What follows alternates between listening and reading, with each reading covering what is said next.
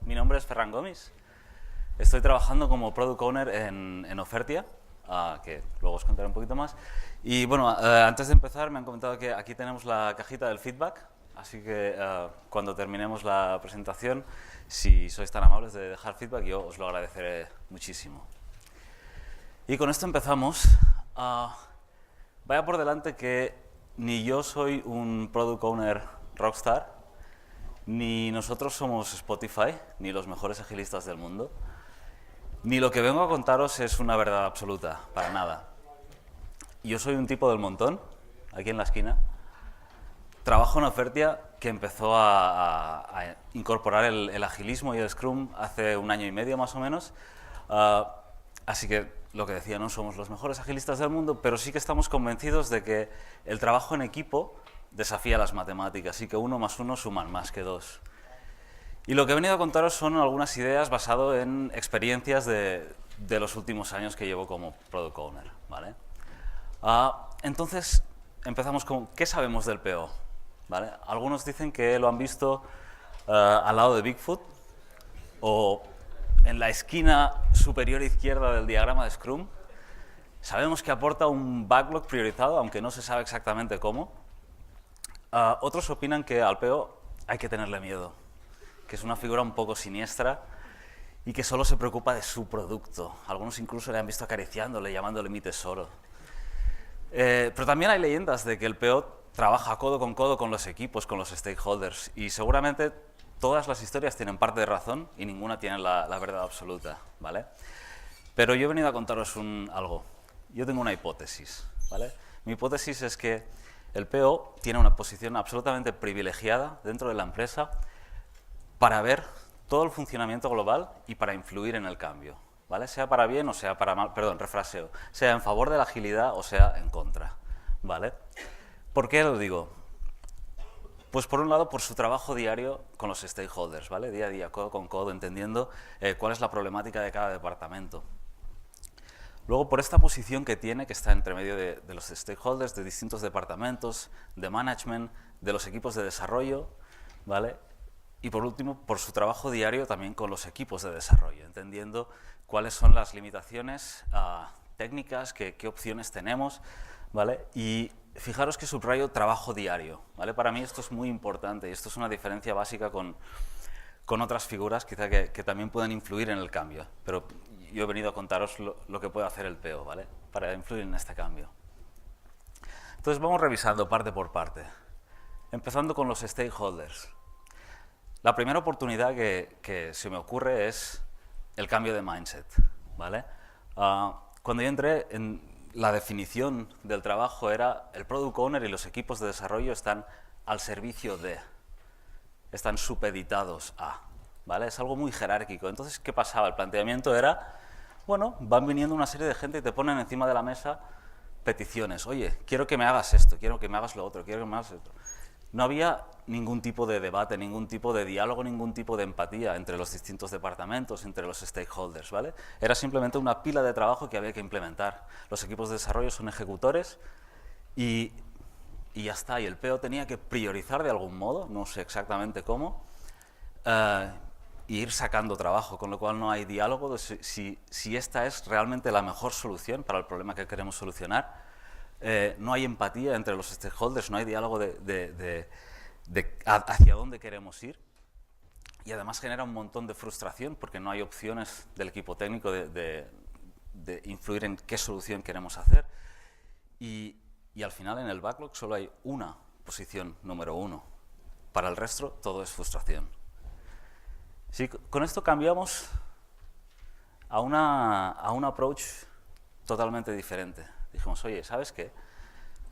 Todos aquí, stakeholders y product owner, somos iguales.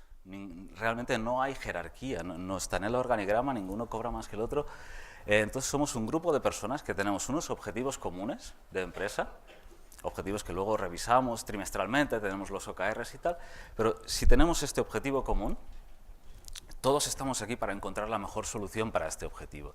Y este fue el primer cambio que yo vi como muy radical. Y aquí cambió nuestra conversación. Empezamos a hablar, empezamos a dialogar, a empatizar los distintos stakeholders. Algunos decían, oye, ¿sabes qué? Yo quiero esto, pero veo que con el objetivo que tenemos ahora esto no encaja, por lo tanto me puedo esperar, ¿vale?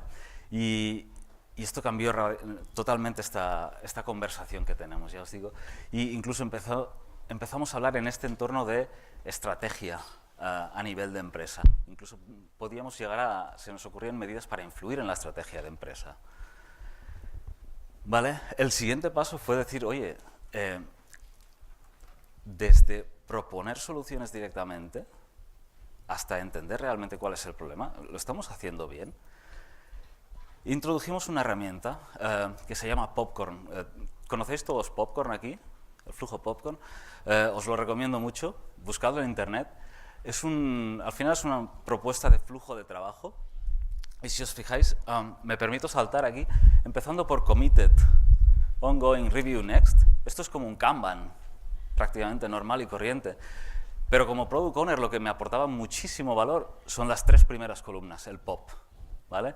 Primero es problemas y observaciones, luego opciones y luego posibles experimentos, antes de decidir qué es lo que realmente queremos implementar. Antes de pasárselo al equipo de desarrollo, dijimos, oye, vamos a entender realmente cuál es el problema que queremos solucionaros, hacia dónde queremos ir, cuál es el objetivo, ¿vale? Y desde que lo introdujimos, de nuevo, cambió nuestra conversación. Porque ya no era de, oye, quiero que me implementes esta solución concreta, sino que nos obligaba esto a abstraernos. Muchas veces partimos de, oye, necesito que me implementes tal cosa, y entonces dibujamos las columnas en la pizarra y nos obligamos a abstraernos para entender qué es lo que queremos conseguir con esa solución. Y descubrimos que la primera propuesta de solución no es nada más que una de las opciones, que había más, ¿vale? Desde entonces pues, se nos llenan las pizarras de estas 3 columnas del POP para debatir, para entender realmente hacia dónde queremos ir. Y para mí el máximo exponente de esto es un ejemplo donde empezamos con una petición de un desarrollo que iba a tardar como 2 meses más o menos, pero que además por prioridades no podíamos empezar hasta 2 meses más tarde. Y haciendo este ejercicio descubrimos que solo cambiando un poco el proceso entre distintos departamentos podíamos sacar esa información y no hizo falta ningún desarrollo. Llegamos a un posible experimento, lo probamos en una tarde y al cabo de una semana habíamos cambiado el proceso. Y para mí esto fue absolutamente maravilloso. Luego, todavía con los stakeholders, tenemos la oportunidad de introducir mejora continua. Ocurrió una cosa curiosa, y es que un día me vino un stakeholder, me dice, oye, todo esto que están haciendo los equipos de desarrollo, que hacen con post-its en la pizarra, en los cristales, escriben, no sé qué, esto mola un montón, ¿no?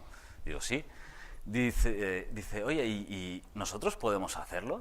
Digo, pues no veo por qué no. Dice, ¿pero esto lo acepta Scrum? Digo, pues Scrum no dice ni que sí ni que no. Digo, vamos a hacer una cosa, vamos a probarlo y a ver si alguien viene a decirnos que no podemos. Y así es como empezamos a hacer retrospectivas con los stakeholders. Y tengo que deciros que son de las retrospectivas más interesantes en las que he estado. Porque pensad que son gente de distintos departamentos, cada uno con su idiosincrasia y sus políticas, incluso a veces con conflictos intensos entre ellos. Y entonces estas retrospectivas suelen ser muy, muy interesantes. Pero no quedó aquí la cosa. No quedó aquí la cosa, sino que al cabo de poco tiempo vino uno de los stakeholders, este de aquí, se llama Xavi, y me dice, ¿sabes qué? Dice, hemos empezado a hacer retrospectivas dentro del departamento de content. Y para mí esto ya fue absolutamente orgásmico. Y nada, seguimos. Más áreas, con los otros product owners. Pues bueno, con los otros product owners lo que hemos montado es un community of practice, porque dicen que compartir es vivir. Así que bueno, somos 3, estos 3 de aquí, yo, Jordi y Ana, y nos reunimos una vez a la semana, los viernes, durante 1 horita para compartir. Y bueno, pues siendo 3, a lo mejor lo de community nos viene un poco grande, pero bueno, es una de las horas de la semana favoritas que tengo, porque realmente me aporta un montón de valor. Porque aquí es donde nos buscamos unos a otros para pedir consejo en situaciones difíciles, porque buscamos y proponemos soluciones de mejora continua, no nos ponemos ningún tipo de límites. A veces les proponemos a management cambios simplemente porque se nos ocurren que pueden estar bien, y donde compartimos experiencias que uno tiene en un equipo o en el otro, o incluso cualquier cosa que se nos ocurra puede ser interesante. Pues si uno estuvo hace poco en un training de sociocracia, viene y explica las conclusiones. Los otros dicen, pues me interesa o no me interesa. Luego, por el hecho de estar en medio de los equipos de desarrollo y de los stakeholders, tenemos una oportunidad que yo creo que es única, de fomentar la empatía, ¿vale? Fijaros que con el equipo de desarrollo por un lado y con los stakeholders por el otro, ¿qué hace el PO que está en medio? Bueno, este era maldades, pero otro PO muchas veces se podrá dar cuenta de cosas que están en su lugar y cosas que no, ¿vale? Yo creo que es bastante común que hay veces que te encuentres, o por lo menos en mi experiencia, hay veces que los equipos de desarrollo, por lo que sea, dejan decisiones técnicas en manos de los stakeholders. O los stakeholders, porque no saben que existen más opciones, se autolimitan en lo que están pidiendo, ¿vale? Y estando en medio y conociendo un poco de los dos mundos, es muy fácil facilitar y decir, oye, no, tenemos más opciones, o estas decisiones se tienen que tomar aquí o allá. Y hace un tiempo empezamos a repetir como un mantra esta frase de las decisiones hay que tomarlas donde hay más información. Si es una decisión sobre una tecnología u otra, se tiene que tomar en la parte técnica. Y si es una decisión que es más de negocio, del proceso, se tiene que tomar en la parte de stakeholders. Lo que no impide que si una decisión tecnológica tiene impactos en los stakeholders, obviamente hay que ponerlos juntos, hay que empatizar, hay que entender cuáles son estos impactos, ¿vale? Y el PO pues está en la posición perfecta para hacer esta facilitación y para fomentar esta empatía. Luego, hablamos mucho del Minimum Valuable Product y lo que significa y lo que no. Y aquí me permitiréis que haga un ajuste, porque con el debate de lo que es el Minimum Valuable Product nunca llegábamos a ninguna parte, y la conclusión a la que hemos llegado es que nos centramos solo en el incremento y siempre buscamos el mínimo incremento de valor que nos permite, sea aportar algo, hacerlo un poquito mejor, o sea validar una hipótesis, ¿vale? Y intentamos siempre buscar este incremento más pequeño, y a veces incluso, aunque sea aportándolo en menos de un sprint, aunque esto se pueda saltar las reglas de Scrum, es la forma que estamos trabajando ahora, ¿vale? Y desde la posición de PO, de nuevo, tenemos esta oportunidad de siempre alinear las expectativas y decir, oye, en este pequeño incremento vamos a aportar esta mínima mejora, y que lo sepáis. Y esto funcionará bien, y todavía no hará todo esta ristra de cosas que me estás pidiendo desde la posición de stakeholders. Esto todavía no lo hará, pero de momento va a hacer esto. Y entonces nos podemos asegurar que están todas las expectativas bien alineadas. Vale, y os quiero mostrar un par de ejemplos que me gustan especialmente por razones distintas. El primero es este. Surgió una necesidad de monitorizar lo que estaba pasando en producción en distintos países, y empezó como un diseño aquello súper complejo de una larga lista de KPIs de todos los países y cómo lo montamos, y hay que hacer un desarrollo. Dijimos, oye, espera, ¿sabes qué? Tenemos 4 KPIs que ya los tenemos, están saliendo. Tenemos un monitor ahí que no usa nadie. Vamos a ponerlo ahí, y lo pusimos. Esto salió en una tarde. Al cabo de 2 días, sin prácticamente hacer nada, se había convertido en 2 monitores con más KPIs, un mapa y tal. Y al cabo de 3 semanas se había convertido en una pantalla que estaba colgada del techo con un montón más de KPIs que se iba mostrando ya, ahora sí, de todos los países. Y no solo eso, sino que se montó un carrusel que iba mostrando muchos más KPIs, porque ya no nos cabían en una sola pantalla, ¿vale? Y este me encantó por lo visual que es de la evolución del producto en sí. Y el otro es más tradicional, en el sentido, fue un desarrollo de una funcionalidad que se nos pedía, donde empezamos con una primera entrega de valor que prácticamente no hacía nada, más que visualizar una serie de datos. No se podían ni guardar, no se podían modificar, no se podía hacer nada, solo te mostraba unos datos. Pero bueno, era un primer paso. En la segunda entrega de valor sí que ya aportamos prácticamente el 80% de la funcionalidad. Casi podíamos haber parado ahí, pero terminamos con una tercera entrega de valor donde ya había algunos de los nice to have que nos pedían. Y aquí es donde paramos. Todavía teníamos una lista de cosas en el backlog, de más nice to have, pero aquí hablando con el stakeholder que lo pedía, ya nos dijo, mira, ¿sabes qué? No vale la pena. No vale la pena. Y todo el esfuerzo que pusimos en romper las use stories, todo aquello del invest, que sean independientes, que tengan valor, que sean testeables, etcétera, etcétera, realmente vimos que funciona perfectamente. Y esta es la parte que me encanta de este ejemplo de aquí. Y luego llegamos al equipo.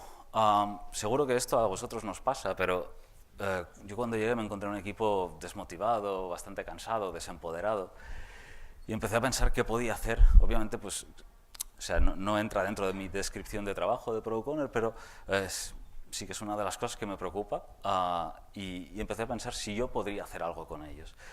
Y lo primero que pensé fue fomentar la visualización. Yo tengo que confesar que tengo un pánico aterrador a las salas de reuniones sin pizarras, ¿vale? Por algunas experiencias traumáticas del pasado, de horas y horas hablando y debates repetidos, etcétera, etcétera. Desde entonces, cada vez que alguien empieza a hablarme de un tema mínimamente complejo, sin hacerme ningún tipo de dibujo, le paro a los 10 segundos y le digo, si no me lo dibujas, no te entiendo. En mi empresa se piensan que soy tonto, pero desde entonces todas las reuniones se han llenado de diagramas, de dependencias, de dibujos. Incluso se ha convertido en una forma de documentar. Hacemos la reunión, lo dibujamos en la pizarra, nos ponemos de acuerdo, estamos todos de acuerdo que esto es lo que tenemos que hacer, le hacemos una foto y nos vamos. Y ese debate ya no hay que repetirlo, ya lo hemos hablado, está perfectamente visualizado y documentado. Y nos hemos realmente puesto de acuerdo, puesto que lo hemos visto, ¿vale? Así que, bueno, para mí este es uno de los mantras que repito más en mi día a día. Y seguimos con el equipo. Esta ya es una evaluación muy personal mía, ¿vale? Podéis estar de acuerdo o no. Yo estoy convencido que en el backlog hay un valor que es tangible, que es cuantificable, y hay otro que no lo es, que es mucho más intangible, ¿vale? Me explico. Un día se me ocurrió preguntarme ¿qué puedo hacer yo como Product Owner para empoderar al equipo a través del backlog? Y creo que sí que se puede. Lo primero fue darme cuenta de que el equipo pensaba que no podía hacer nada para influir en el backlog. Y entonces lo siguiente fue corregir esto, ¿vale? Y hacerles entender de que el equipo sí que puede aportar ideas, sí que puede introducir nuevos elementos en el backlog o incluso influir en esta priorización, ¿vale? Simplemente pues hablando con el Product Owner. Y de hecho, algunos de los proyectos más interesantes que hemos tenido han salido de aquí, han salido de los equipos de desarrollo, ¿vale? Como ejemplo, uno de ellos salió de una hackathon, es un procesador de imágenes, que pues la idea salió de ahí y cuando me di cuenta de que, uno, solucionaba un problema real que teníamos, que este es el valor cuantificable. Dos, era un proyecto, una idea salida del equipo de desarrollo, por tanto, estaban más motivados para hacerlo, puesto que era un proyecto suyo. Podíamos experimentar con nuevas tecnologías, lo cual también motivaba mucho al equipo de desarrollo. Y por último, nos permitía también experimentar con microservicios, que era algo que queríamos hacer desde hacía tiempo y no estábamos consiguiendo. Y poniendo estas 4 cosas juntas, para mí fue como automáticamente se va a la primera posición del backlog. Y realmente, pues sí, tardamos unos 2 meses más o menos, pero este proyecto salió y está funcionando súper bien. También lo hicimos de forma iterativa, obviamente, pero o sea, lo que quiero resaltar aquí es este valor que a veces es más difícil de cuantificar. ¿Vale? Y con esto llego al final, ¿vale? Resumiendo, desde la posición del PO estoy convencido que tenemos muchísimas oportunidades únicas, a veces, para influir en este cambio, ¿vale? sobre todo pues influyendo tenemos la oportunidad de asegurarnos que hemos entendido bien el tema, y aquí es donde os propongo un par de herramientas que a mí me parecen súper útiles, que son Popcorn y la visualización. Luego, que con un mindset menos jerárquico y más colaborativo, estoy convencido que casi siempre encontraremos mucho mejores soluciones. Así que, si quieres cambio, búscate un PO que reme contigo. Muchas gracias.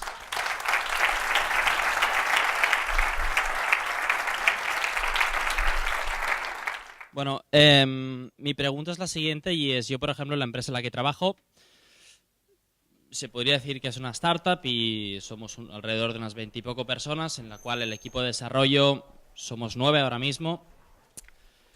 Y creo que el reto que estamos intentando afrontar es intentar implementar Agile en nuestra empresa, y la pregunta es la siguiente: ¿cómo plantearías un cambio y deshacer las jerarquías e intentar implementar una jerarquía líquida, quitando, obviamente, poderes al CEO? Porque ahora mismo, por ejemplo, el CEO es quien lo hace casi absolutamente todo.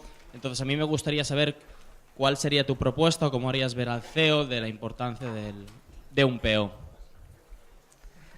¿Cómo le harías ver al CEO la importancia de un PO? Sí. Para implementar realmente una metodología Agile. Porque el CEO está intentando implementar agilidad sin product owners. Básicamente. Wow. Pues francamente no lo sé. Casi que empezaría con... Dicen, está el dicho este de: si no sabes por dónde empezar, empieza por una retro, ¿no? Para buscar qué es lo que está funcionando y qué es lo que no. Obviamente, pues cuando en Offertia se empezó a implantar la agilidad, no había product owners, y lo que ocurría es que un montón de gente de todos los departamentos se plantaba día sí y día también al lado de los developers, se sentaba a su lado y: quiero que me implementes esto, quiero que me implementes... Y les iban apretando. Entonces el equipo de desarrollo, ¿qué iba pasando? Dejaba un desarrollo a medias para empezar el siguiente, que se quedaba a medias para empezar el siguiente, que se quedaba a medias para empezar el siguiente, en función de quién venía y se sentaba a su lado. Esto obviamente no iba a ninguna parte, y el PO fue como la primera medida de control en este sentido. Decir: oye, hay una persona que tiene la responsabilidad de recoger todos estos inputs, de priorizarlos, de darles un sentido y de irlos canalizando hacia el equipo. No sé si con esto te puede bastar para convencerle o... Pero realmente estás hablando de un cambio organizacional. En Offertia lo que pasó es que se contrató un CTO que estaba convencido de esto, y fue él el que se encargó de instaurarlo y de convencer a todo el C-Level de que esta era la metodología a aplicar.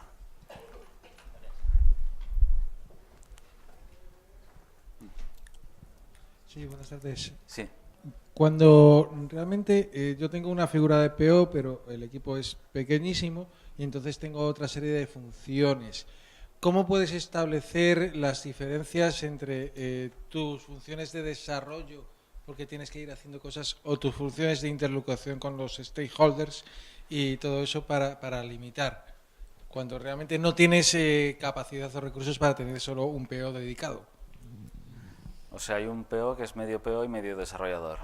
Ajá. Wow.